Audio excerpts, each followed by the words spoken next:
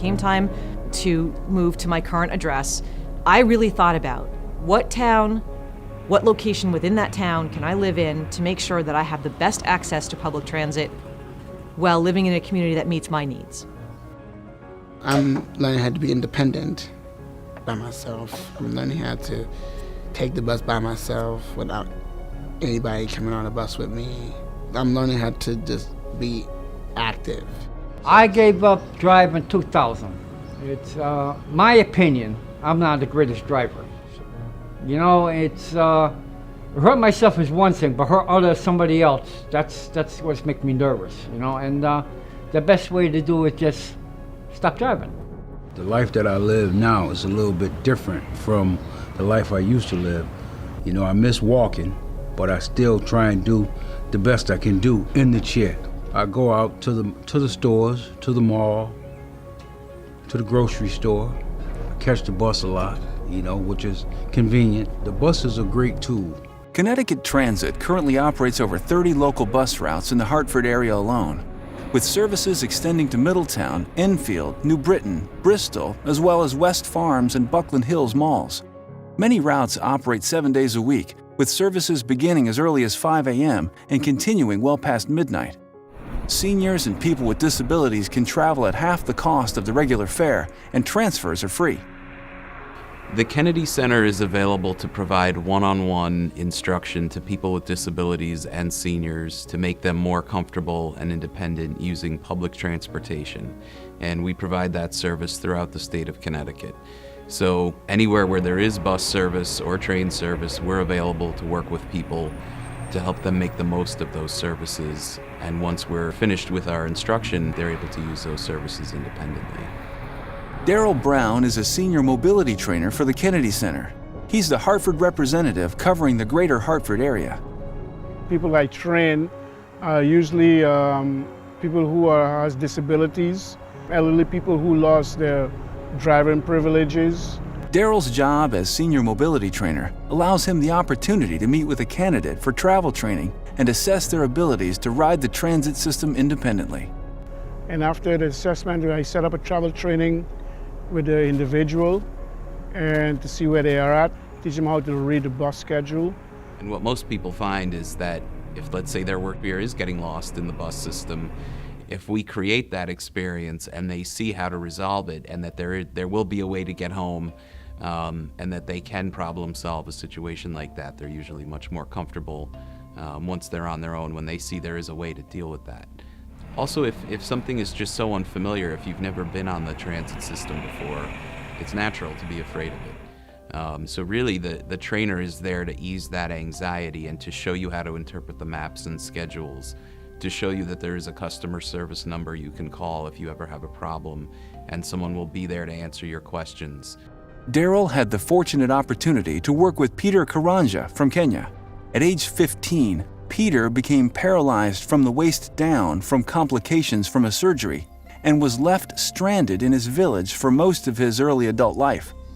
His brother, a pastor at a local church in Bloomfield who had moved to the U.S. soon after, eventually sponsored Peter to come to Connecticut. I imagine that my life could be more easier, than rather than where I was. I figured out it could be more easier for me to do things, get a job, go to school, and to be independent, because what I was looking for most is independent. The paratransit system provides an alternative door-to-door service in circumstances where a particular disability prevents someone from using the bus. Anywhere within 3/4 of a mile of a bus stop within the greater Hartford area, we actually pick up passengers at their residence. We provide a door-to-door service that will allow us to pick that person up from either their home or any location and transport them anywhere within the greater Hartford area. Paratransit, you have to prearrange your ride, and so if you want to leave earlier or stay a little longer at your destination, you don't have that choice. You have to be ready when the van comes. A person that would utilize the service, the ADA service, would be, for example, someone who's not very close to a bus stop. They may be at that 3/4 of a mile location. So our service provides them the opportunity to be picked up and transported in any direction that they'd like to go.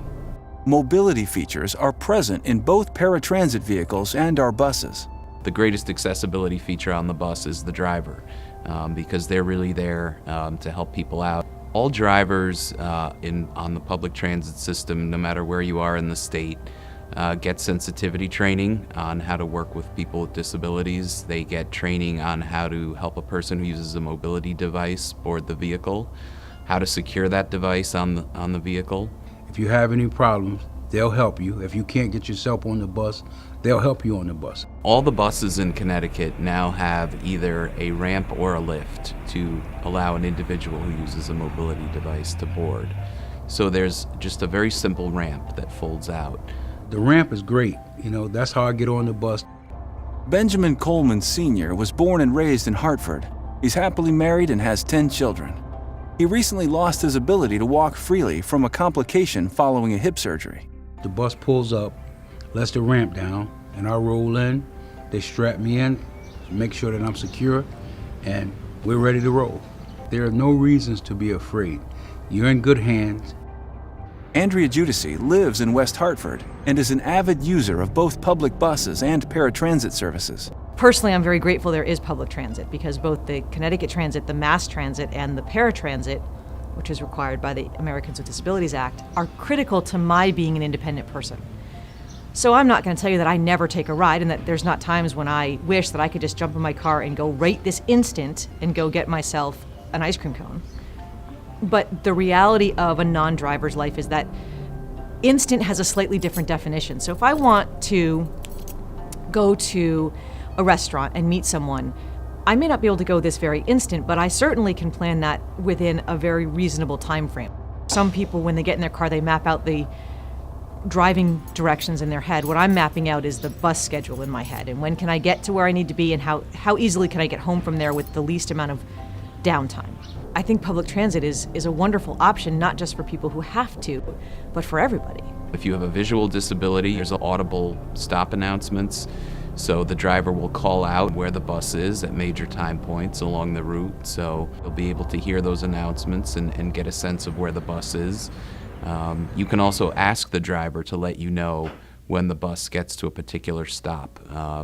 Whether that's because of a disability or just because you're not sure where you're going, either way, the driver will be happy to accommodate that request. When someone on the bus pulls the stop cord, there's a light at the front of the bus that will light up that says stop requested. Joshua Williams grew up in Hartford and lives and works there still. After he finished high school, he started travel training to learn how to get to church, go see friends, and get to work. He likes the social aspect of traveling on the bus. Pat Williams is Joshua's mother. I like to see Joshua as independent as possible, and I wanted him to be able to be out in the community and freely use transportation that's offered to him. Joshua was taking driving lessons, so I thought that the driving lessons wasn't going the way that we would want it to go. So the next part of it would be for him to use public transportation and also go through with the travel training. My mom is proud of me taking the bus by myself because I'm learning how to, like I said, be independent. William Gordon lives in New Britain and relies on the transit system heavily to get him where he has to go. Shopping, going to the movies, but most importantly, the senior center, where he's a volunteer and a regular visitor. Pick me up where I live and drop me off. I mean, you can't go wrong. I mean, it's ridiculous without the places you can go. William gave up his license in 2000 for safety and economic reasons. Especially money-wise, you know, you got insurance and taxes and car and upkeep. I just can't do it. So as much reasonable prices on buses than a car. I think it's admirable that he realized that he couldn't drive anymore, shouldn't be driving anymore, and looked for alternative options for himself that work. And in his case, the public transportation system works ideally, takes a great advantage of it. And I think it's commendable. But if you can imagine not having that ability to drive or to get around very easily, it can certainly have a major impact on issues of isolationism. Not everybody's situation suits 100% using regular bus, but then anybody, whether you drive or not, we all sometimes share rides, use taxis, use trains, use buses. If the service is available, why not give it a chance? Everybody should and can use public transit. I think travel trading and having Connecticut Transit as a partnership, it's a win-win situation. Connecticut Transit take me anywhere I want to go. That's what I love about Connecticut Transit.